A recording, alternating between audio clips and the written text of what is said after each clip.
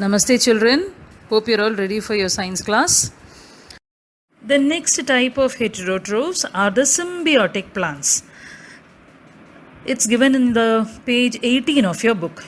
Certain plants live in association with other organisms, share food and other resources. Both the types mutually gain from each other. That is very, very important to be noted. Like in a class, in a drawing class, you tell your friend, I give you sketch pen, you give me color pencils. Like that, you're mutually benefited. Same way, there are plants which do mutual help.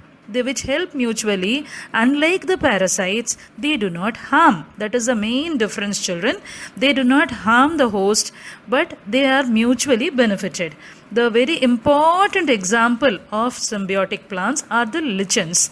The lichens, actually it is a symbiotic association between a fungus and a chlorophyll containing algae called as the green algae.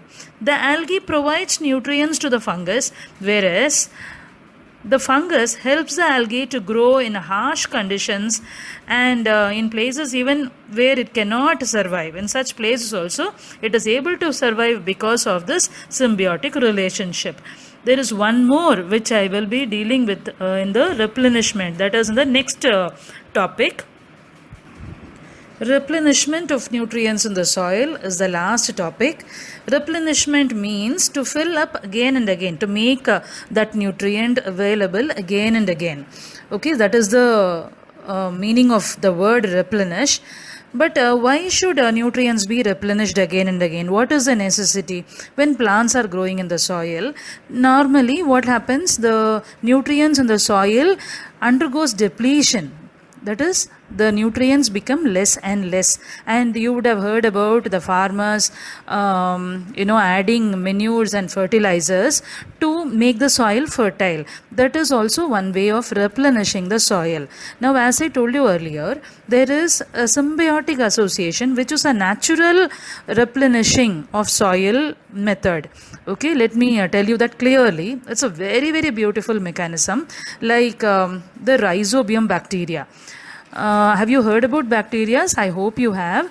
Rhizobium bacteria is a bacteria which has the capacity to convert the atmospheric nitrogen into soil nitrogen. Now, atmospheric nitrogen and soil nitrogen are not the same. You will learn about the differences also in the lessons to come. This rhizobium lives in the root nodules of the pea plant. Now remember, this pea plant gives shelter to the rhizobium bacteria, whereas the rhizobium bacteria converts the atmospheric nitrogen into soil nitrogen and gives it for the pea plant. This is how the symbiotic relationship happens in the pea plant and the rhizobium bacteria. Okay. Now, what is the use of this? The use is that when the pea plant grows, it becomes rich in nitrogen, and the fruits that it bears, for example, the pea plant is rich in protein. That is how the plant bears fruits which are rich in protein. Okay.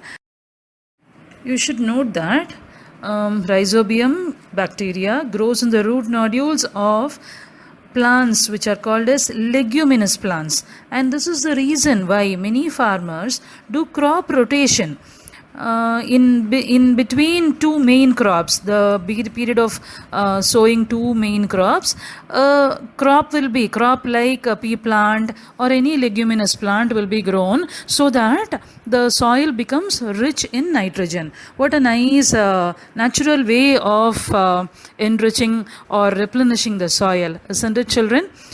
Yes, children, we have come to the end of this lesson, and here are some keywords which you will have to learn, and these keywords are very, very important because exam point of view, you will get them for 1 mark or sometimes even for 2 marks.